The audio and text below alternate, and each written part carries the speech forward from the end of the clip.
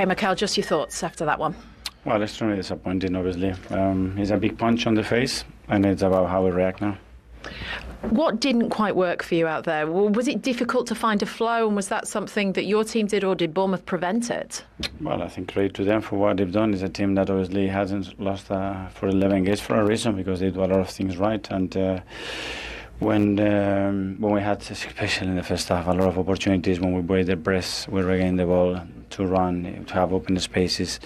We were far from efficient, and the first chance, I think, or the first opportunity that I have to attack the box is a deflection. We have a really bad defending action, and it costs us the goal. And that's obviously emotionally something that we have to deal with. We try to recover from there, try to push them, score the goal from the penalty in the second half. You expect a different game, but yeah, we did a lot of strange things today, I would say. Is that a surprise to you? Like you just said, a couple of strange things and you weren't as efficient. Does that come as a surprise to you from what you see? We've been very consistent. It can happen. This is football. Sometimes you have to give credit to the opposition as well for what they do, or the way they capitalize. I don't know how many shots they had, but the way they capitalize in our actions, our errors, and we were far from the level today. How much is this hurting the boys in the dressing room right now? A lot, and it has to hurt, and you have to take it on the chin, and there is no grey areas now. You stand up and go for the fight, or you are out, and that's it. That's what this level is going to require now. And does it feel like this is the biggest week of your managerial career, and for these boys playing as well, with what's at stake? It's a big week. It's a lot of at stake. We're still in a really good position in both competitions, but we need to do better, but certain.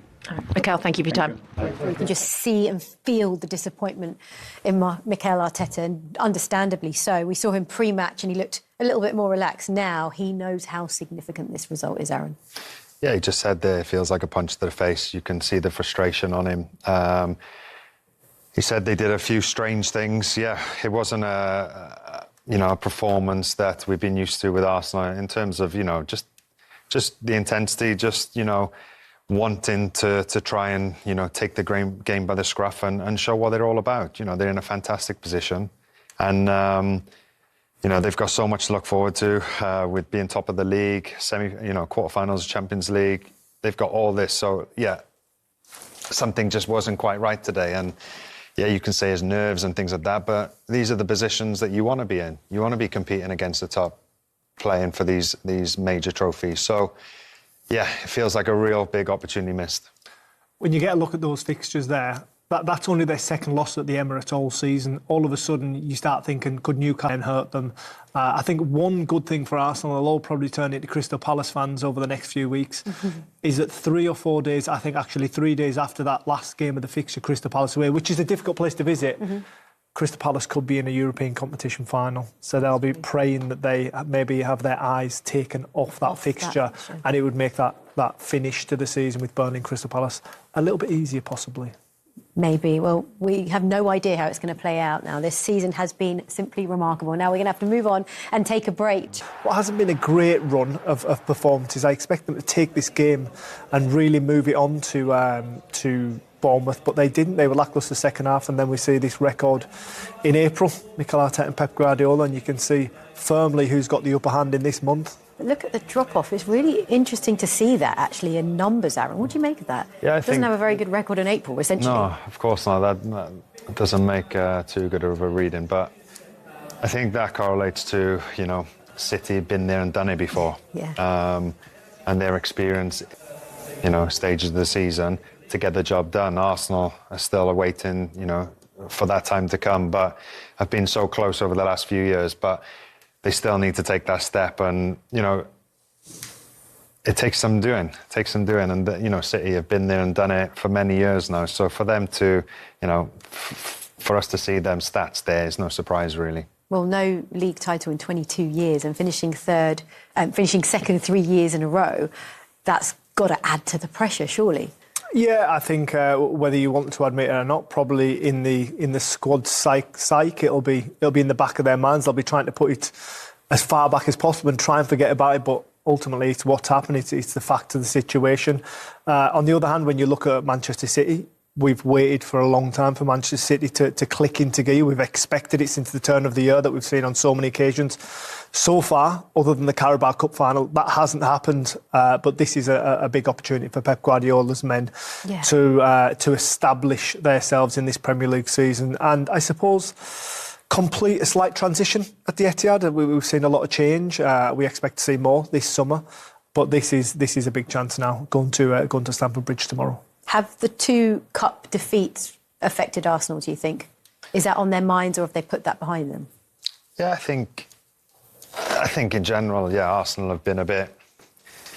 Yeah, they haven't really, produced enough at the moment to get, to win games. I don't think there was too many, clear-cut opportunities there again today. There was a few offset pieces and things which... Yeah, they have had some success from, but over the course of the 90 minutes, can you say they did enough really to win that game today?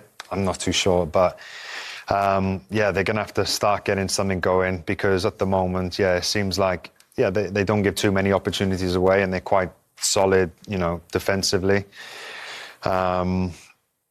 But they still need to go and win games. And that's been part of Arsenal's sort of DNA throughout the years, is that, they'll always create chances and create opportunities to score goals.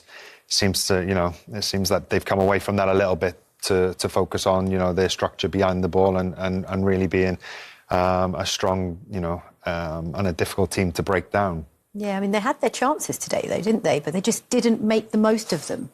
Yeah. They had half chances, I would say. Here we see this is the difficult header coming away from goal, trying to redirect it back in the space that you went. What worries me for Arsenal is that I understand that you want to be calm in the situation when you're behind and you want to control the game. But also there's maybe a lack of urgency and tempo in their play at times. Sometimes you have just got to put it in the box and start asking questions. And we see there Gyökeres a little bit wasteful. I mean, again, though, it's not good play by Arsenal. It's a bit of fortune how that ball's come out. It's bad goalkeeping, in all honesty. And we see a little bit of desperation throwing your centre-half up. Ball just gets away from it. It tries to tackle it into the goal. But ultimately, when you zoom out and you look at how much quality that Mikel Arteta's got in his ranks, you would expect them to be creating better opportunities than what we've just witnessed there. Yeah, 3 shots on target in the game, second fewest in a home game this season for Arsenal, and that kind of sums up the story, doesn't it, of the match. Also, we've talked a lot about Arsenal's substitutes and how Arteta's got it really right and they've come on and made an impact. Didn't quite happen today, though, did it? Why do you think that was? No, I don't know. I think, like in the past, they have had a really good impact, and the stats suggest that. I just felt like it was quite a flat performance in general. Like I said, there was no intensity really there, and that lack of urgency to, somebody to just grab the game by the scruff and to drive the team forward, to create an opportunity, to be exciting. I think, there's a lot of things probably going through the players' minds and things like that at the moment where they are in the league. And maybe that had an effect on them. And, you could feel it, you could hear with the crowd. There's a bit of anxiousness there, and it's as if they can't wait for it to happen, or they can't, want it to happen as quickly as possible. But these things build up in a game, and sometimes then, you sort of, go sort of back within your comfort zone instead of really trying to play a ball forward, or trying to, make an impact on a game. Maybe you might go a little bit safer. Mm-hmm. So, I don't know. It's a fear of losing, isn't it, a little bit? When you look at Arsenal's squad, the game-changing, the people that you would expect to do that, Eze didn't quite do it today. Odegaard, injured. Saka, injured. Rice tried a few long-range opportunities.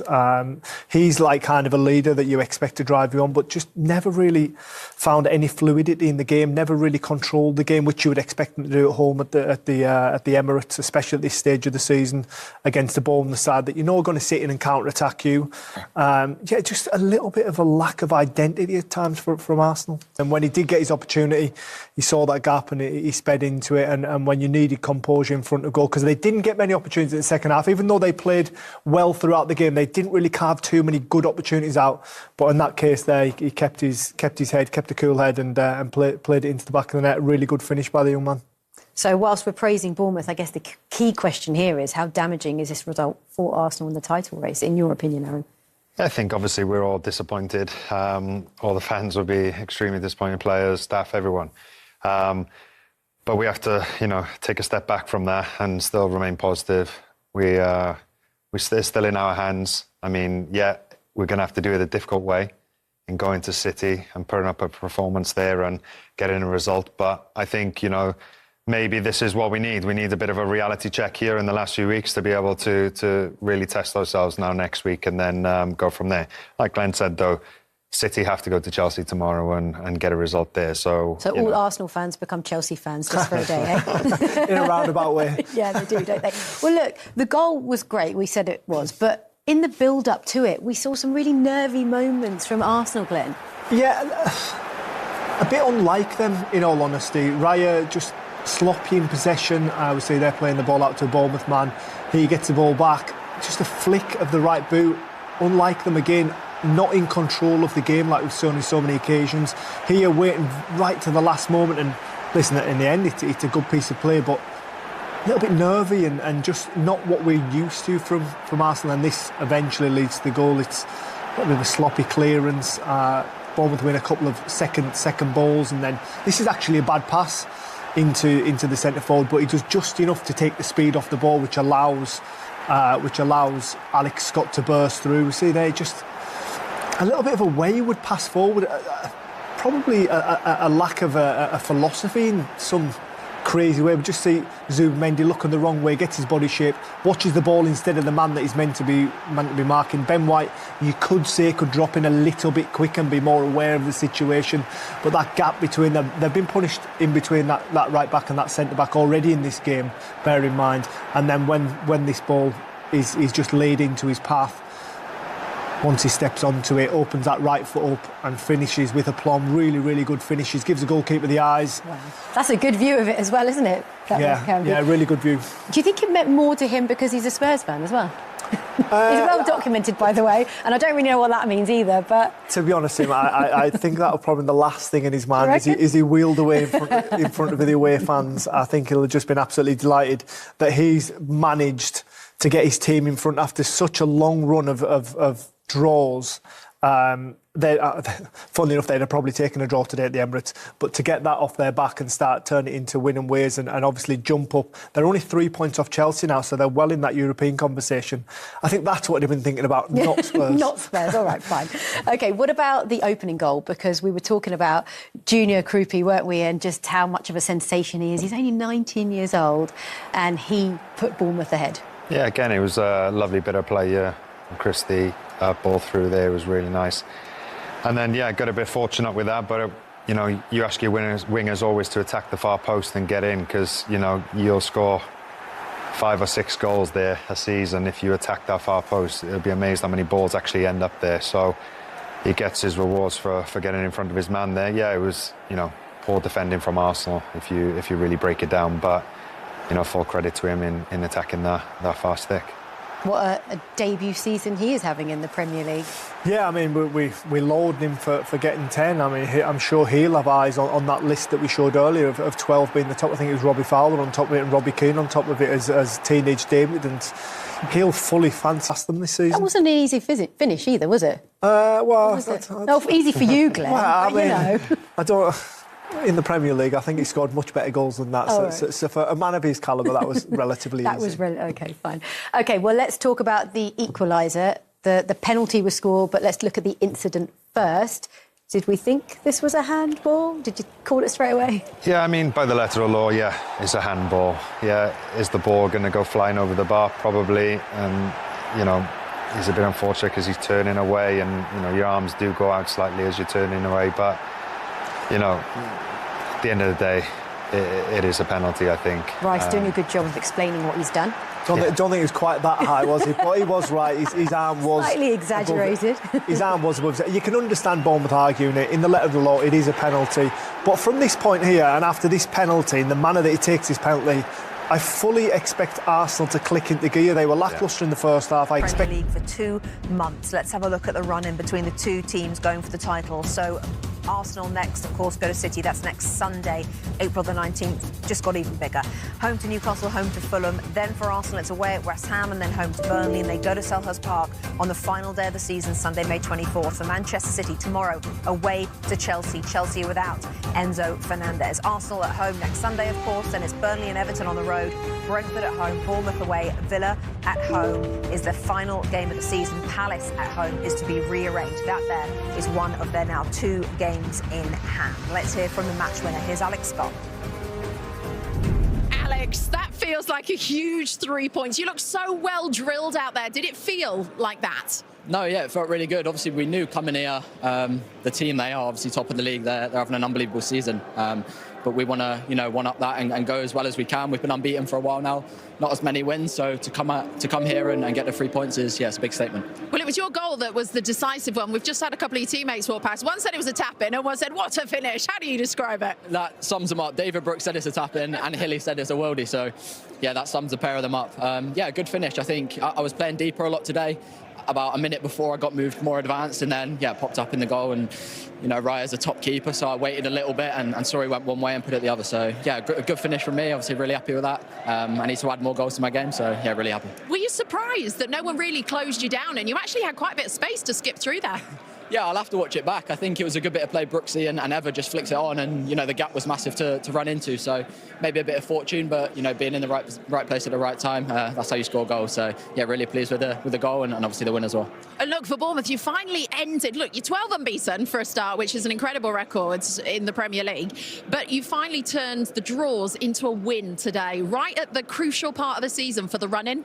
Yeah, it's massive. Like you said, finally turned it into a win against, the best team in the league. So, obviously really happy with that. A really hard place to come. Their fans were really good today, as were ours, and they really pushed us on in the second half there. I think it definitely helped attacking this end to get that goal. But obviously we're really happy with the points and, we really want to kick on now and finish high as possible. How much is Europe in the back of the mind here?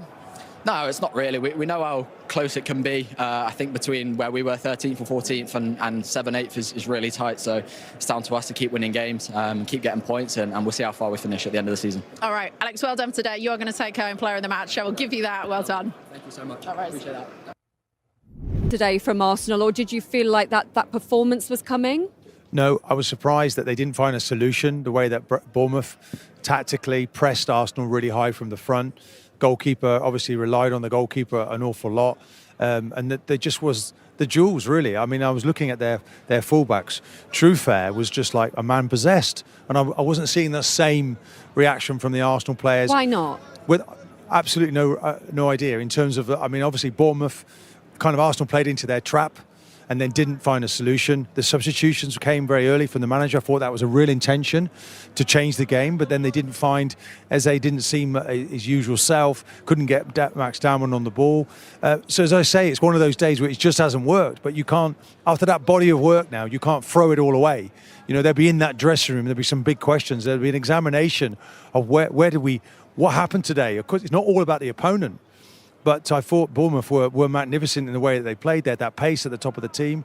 And in the end, Arsenal have opened the Championship, the Premier League, right up now for Man City to be licking their lips. But is the reason the alarm bells are ringing so loudly here that it's not just today? It's 3 games in the last 4, Owen, that Arsenal have been outplayed. Yeah, I mean, obviously, I think you're alluding to the cup final against City, who were brilliant. Southampton were absolutely fabulous in the FA Cup, deserved to win the game. They obviously beat Sporting, even though David Raya had a terrific game. And today they're outplayed. And you're right. I think that's probably the worrying trend that you've been outplayed in all of those games. But you'd have to take nothing away from Bournemouth. They were fabulous today. They had such energy. They were good on the ball. They had a game plan, the way to play out. If Arsenal pressed them, they went long. Their pressing themselves was spectacular, and they were clinical when they got in front of goal. I think the worry for Mikel will be that, Mark made a great point. They didn't find a solution to that press. And I think there was a little bit of pressure, a little bit of stress in the crowd. You could feel it, Fletch and Did Lucy. you see that transmitting to the players, to the manager? Do you know what, Linz? It's normal. If you're going to be in a title race, and I was fortunate enough to be in a few, there is pressure. But you know what? Pressure is a privilege. You've earned the right to be in this position, to go for a title race, to win a Premier League and a Champions League. I just thought maybe they were tired. They were a little bit too passive. Mark made a good point about the duels. They were so aggressive in Bournemouth and getting after people. And I just thought the pressure and the press from Bournemouth put so much pressure on Arsenal, and they didn't cope. And that's where the winning goal came from for Bournemouth. It came from it came from the Bournemouth press, which as Owen has already mentioned. It was brilliant from the very first whistle today, Martin. Yes, but like it's little bits of detail, isn't it? Where you know, I mean, the press every time Arsenal got the ball, and the goalkeeper, obviously, you know, we know how adapted he is, but he's playing it out, never going really long. And they just kept picking Arsenal off, and this is a fantastic move, really, and the way that he floats through midfield. I think this one here, look, when the ball's in the air there, you just wonder when it comes in there to Lewis Skelly, look, should he really try to win that? He doesn't get there. The centre half suddenly out of the middle. Then there's a big opening, and runs off the back of Supermendy. But the composure that he shows, let's give him some credit here. Gets in front of goal. He was one of the world's best goalkeepers we're talking about before the game, and that's a wonderful finish from him there. He played fabulous, Alex Scott. So did Christie in the heart of the midfield. We said before the game they got a presence here and they got speed at the top of the pitch. One thing I would say is on that goal, you know, we spoke about second balls and duels. They lost 3 second balls in one clip. Do you know what I mean? So and I always speak about second ball because I think they decide games. Look at this. That's 1. That's 2. That's 3. And that allows you, and then you play. Then you got courage. Then you get runners. Brilliant run from Alex Scott. Little flick, okay? What a finish that is, by the way. And I just thought, if you compress like that, force mistakes, and then you win second balls, and then it builds confidence and it creates stress for the other team. But I just saw as the game plan for Bournemouth was executed spectacularly well. They pressed incredibly well with real purpose. They passed the ball when necessary. They enjoyed the ball. And in the end, you know Arsenal, they're going to do that, Bournemouth, that you know to expect that from them. So why was there not that adaptation there? Well, that's the next step. That's where the time now needs to be spent on the training ground, because everybody is to blame if you're going to lose. You could say the players need to be more aroused than they were. They weren't really as physical in the duels. You could also say that tactically, the Arsenal kept on played into Bournemouth's hands, just continually trying to play the ball out. So that I'm sure, look, it's one of them occasions you reflect. They're going to have to make sure other teams will look at it and say, okay, if we press Arsenal in this manner, and they'll have to find a solution. We could have had Havertz maybe in the first half coming into little pockets to pick up the ball when it was being, you know, sent long. And he's the manager now for Bournemouth. All credit to him, because tactically they had too much for Arsenal today. Hello, Antonio. Good to see you. How are you? Antonio Raiola out to join us now after that 2-1 victory. Congratulations, first of all, today. Just sum up how pleased you were with your team's performance. Yes, very pleased, obviously. I think very happy for the players. I think in this kind of big games, you have to raise to the occasion. I think we've shown personality, and we've enjoyed some moments also on the ball that is sometimes difficult against Arsenal, and we could finish the job, because we were coming from a lot of draws, and we always had this question mark, but today 3 points that are massive for us. It's 12 games unbeaten now in the Premier League, which is a club record. What does that say about this group, about how resilient you are? I think it's something to value. Past season, I think we did an amazing season. We did a run of 11 games. This season, it was a strange situation before this game, because you are coming from, I think, 4-5 draws in a row. So you are not fully enjoying it. It's like, okay, we still are there. We are difficult to beat, but I think we needed this game to put us in a better position in the standings also. Can I just ask you about the press? Because you talk about not enjoying it. I don't think Arsenal enjoyed your press. I just thought the relentlessness of your guys' press to start the game, I think it really unsettled Arsenal. They couldn't play through the middle and then having to go longer. It was so impressive. Yes, I think it's one of our strengths. Teams like Arsenal, United the other day, they give us chances to recover the ball. Sometimes you play against other teams that they go direct too early, and you cannot play this cat and mouse game. And against Arsenal, I think we've read good situations, and I think we were good. Do you know what's remarkable? David Raya played the second most passes for Arsenal because they kept recycling the ball, and every time they went back to the keeper, you guys press. Everybody locked on. Is it a man-to-man press, or is it kind of a joint venture? No, I think if you go man-to-man, they will go direct. It's a matter of cat and mouse. It's like, okay, we leave you a little bit, but then we will go, and then sometimes it works. Sometimes it's you want to keep also the +1 at the back. Sometimes with Marcos, we were taking a lot of risks because he was leaving his position, but we need it because they are so good that if you give them a lot of advantage, they will punish you. Just you and Mikel both coming from San Sebastian, and were you able to sort of second guess him a little bit today? I was surprised that Arsenal didn't find a solution to your press. The amount of times they went back to the goalkeeper, were you surprised in some ways? No, I think they are so good, you know, and we were pressing well, but they were still sometimes finding ways to get through our press, no, and that's why they are big team. That's they his are confident, yes, and sometimes it's a matter of a duel, 1 against 1. The rebound goes for you, okay, it's a chance, but if you lose that rebound, it's playing over the years. Yeah. He's in his demeanour on the side, he was so chilled. The game plan in terms of with the ball, without the ball. It's a chance for them. So it was a high risk, high reward game. And in most of the situations, because I think my players have won a lot of duels, we were the ones not benefiting more. For the Alex Scott goal, had you given some kind of message to him at the end of the game to get slightly higher? Because his role seemed to change slightly. I think Alex Scott is in a beautiful spot. I think has played for us as number 10, as number 8, today as number 6. He has added to the ability that he has on the ball a lot of defensive work, a lot of duel winning, and we know if we give him good options on the ball, space to carry the ball, arrivals, he will give us this, no? But I'm very happy because he's becoming a very, very complete player. And it must have been a big disappointment for him to be left out of those March internationals. But you must be delighted with the way he's responded to that, because he just keeps pushing and giving Thomas Tuchel food for thought. Yes, I think from his side he cannot do a lot more. You know, he's playing so well, but also I understand, you know, because in this country you have so many good players that sometimes to be at your very best level is not enough, because there is someone also performing. So impressive. Nobody's going to want to play these guys, by the way. No, but you know, he's so calm, isn't he? But if you think, like, if a team was ever a reflection of somebody, you see them in possession, that's his personality off the pitch. But when the players get into the tackle, they're so competitive. And I think under the surface, we were very close to him on the sideline. He was arguing every decision. He's really competitive. He wants to win something. You know, whether he goes back to Spain, you know, I think he's really in demand. And the way he's developed all of these players, suddenly everybody wants to buy his players. It reflects really well on him and as a club. And they could have even more say in this title race as well, because Manchester City still have to play them. They do, Lindsay. They do. And I'm just trying to make you feel better. This pressure is just not exclusive for Arsenal. You know, I mean, Rory McIlroy suddenly playing incredible golf right now, because obviously that pressure's been taken off his shoulders, and the Arsenal players are going through that right now. They've got to find a way. As I say, tactically they have to find a way, and psychologically, does it change now in some way? Does City suddenly feel that they're the favourites, as that's where it is? So you know, whatever you do now, you have to bounce back and stick together as a group.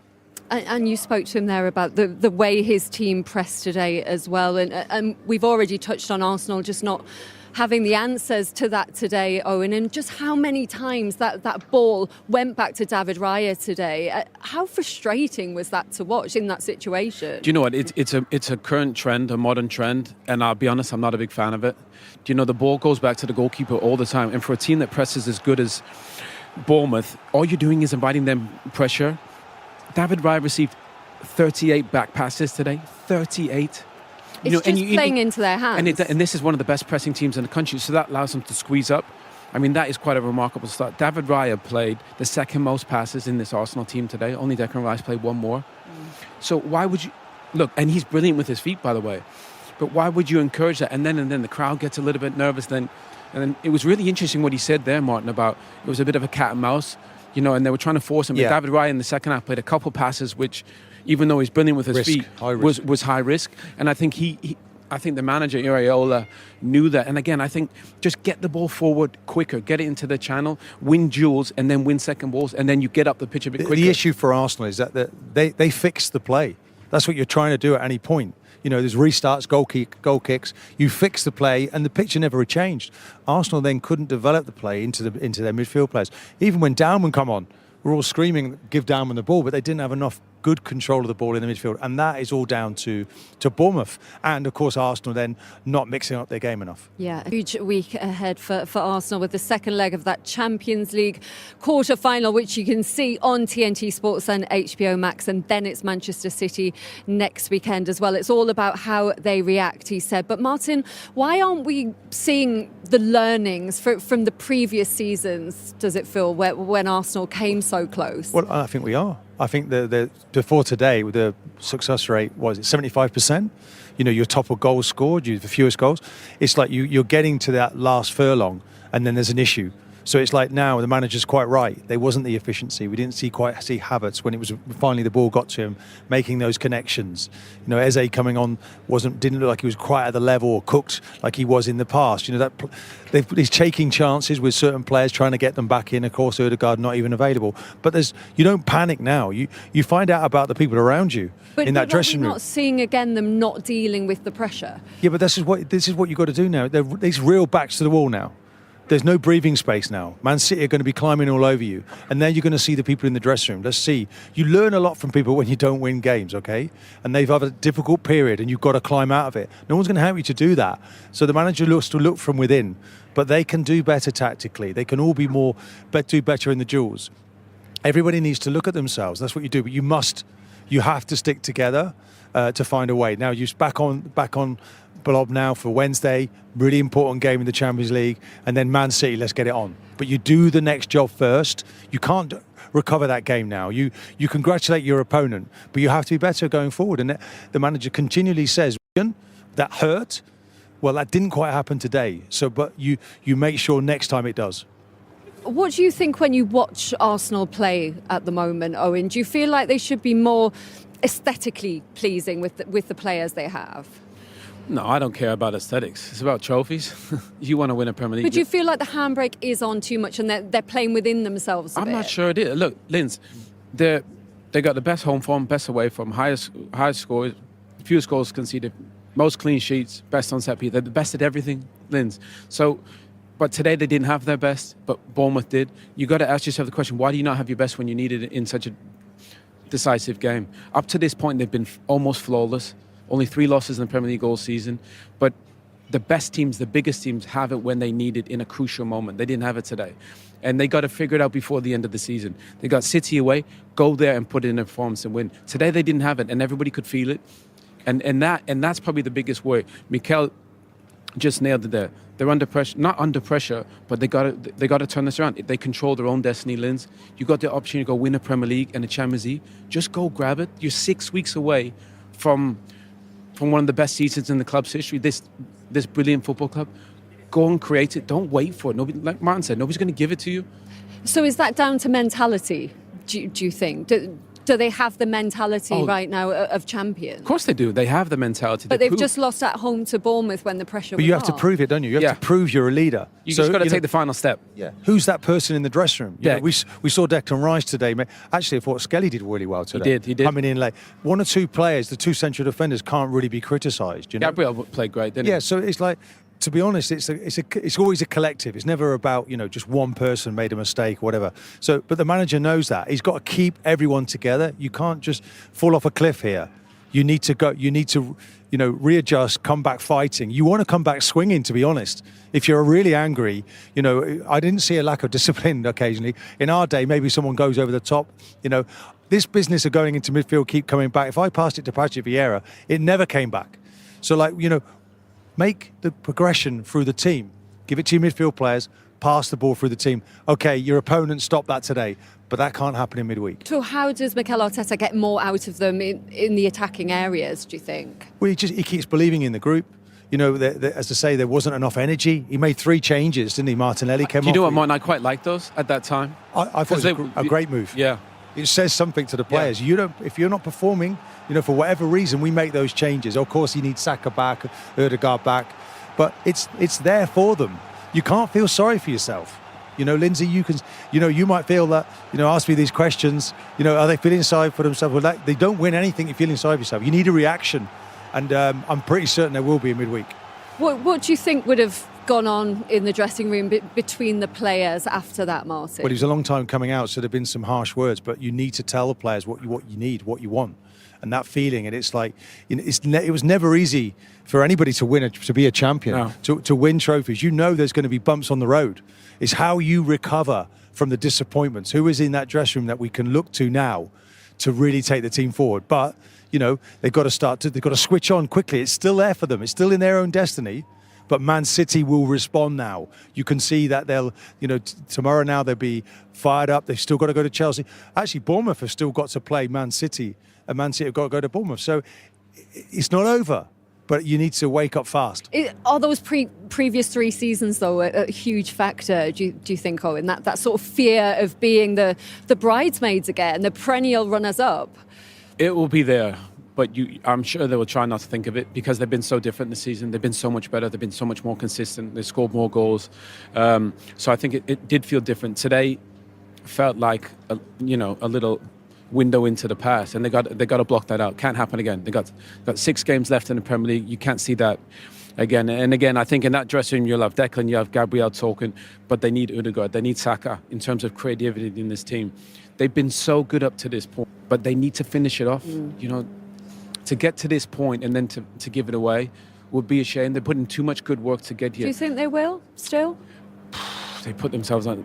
I thought they had to win that today, and then they can go the Etihad and get a draw. One thing I would say is you can lose to Bournemouth. They're a good side, but it needs to be more physical. It needs, it just needs to be. There needs to be more to it. You can't lose. I don't think like that. With 6 games to go, you got to go all out. And if you lose, you lose. But today, I don't think they had their best, and that's the most disappointing part, I think, if you're an Arsenal fan. They were, but that might give the players a bit of an out. The players have to handle their responsibility.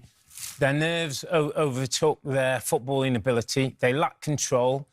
The maths might tell you that it's still in both people's hands, but the narrative in my eyes tell me that Arsenal look like this is becoming a bit too much. That was a huge game, Bex. That was a huge game. They cannot afford to lose next week against Manchester City, or the title could be gone.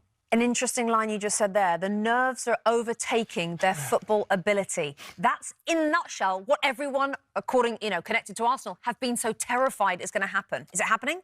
Yeah, I mean, today was a really good example. Like, they didn't, I said at halftime, they weren't dictating the tempo of the game. They were sort of allowing Bournemouth's press to speed them up, and they were playing at this sort of back-and-forth pace. They never slowed the game down. Then there's the other side of it. There's a bit of arrogance when it comes to being the best team or the best footballing team. And we saw it at the back. We saw so many weird, close misses, and David Raya sort of flicking the ball with the outside of his foot and nearly going in and around the goal. And then they give up the goal just from sloppy play. Like, there is moments in football, no matter how good of a team you are, you have to play long, get your team up the pitch, and sort of be a bit more safe. Now, when the game starts to open up, sure. But they were really arrogant in moments when the game was in the balance, and they paid for it. We're going to hear from Mikel Arteta very soon. As soon as that interview comes in, we'll bring that to you, Rob. If Arsenal are going to win this title, they have to take on board all the criticisms that have come their way, and the B word, and it'll be outbacks, the bottlers will come out. They've got to take that. They've got to ride it. They've got to show, pull on their shirts and show that they can get through that difficult time to come out on the other side. On their day with their football, there's no better team in the league. But when the pressure's been on them, something's missing. Some of the players go missing. And I don't know if that's tension, I don't know if that's nerves, I don't know if that's not letting him off the reins. There's something that inhibits this team when the real screws are on, and that's not a good sign. Tim, you've played at Manchester United. Pressure is as big a part of the game as anything else, right? That's the test of a champion. I played at Manchester United, and the pressure got me kicked out of Manchester United. So I appreciate it. I think to that point I said yesterday about the other team across North London. Spurs have got to understand they're in a relegation fight. Now, Arsenal kind of cruising, best team in the league, best team in Europe. Now they almost have to look at it and go, oh boy, we're in a proper title clash here. Like before, it was like we can go 12 points clear, all the pressure's on you, City. Now all of a sudden, the pressure's on them. They lost in both cups, losing the Premier League, big pressure. Who would you rather be? I'd still rather be Arsenal. Well, hold on. Me sitting at this desk in a suit and tie would rather be Arsenal. I think Pep would rather be Pep. I think he'd rather be his team. I agree with you. I think if you're in the City camp now, Bex, you start believing. Mm-hmm. You start thinking, we don't mess up against Chelsea. We beat Arsenal next week when we've got to play them, and then we go on towards a title. From Arsenal's point of view, as I said earlier, they've still got to believe. Mikel Arteta now we're going to find out how great a manager is, because he's got 6 games to get this team over the line. And beating Manchester City next week would be the start, and they can still do it. Do you believe in him? I do. I worry about one or two of the personalities in the team. I've got to be honest, what I saw today. But I do believe in Mikel Arteta, and I think he can get them over the line. But they've got a huge week of preparation this week, and they've got a Champions League game against Sporting Lisbon as well. Who's going to win the title? Arsenal still. I think City can't win out. Yeah, I believe Mikel Arteta will get it right.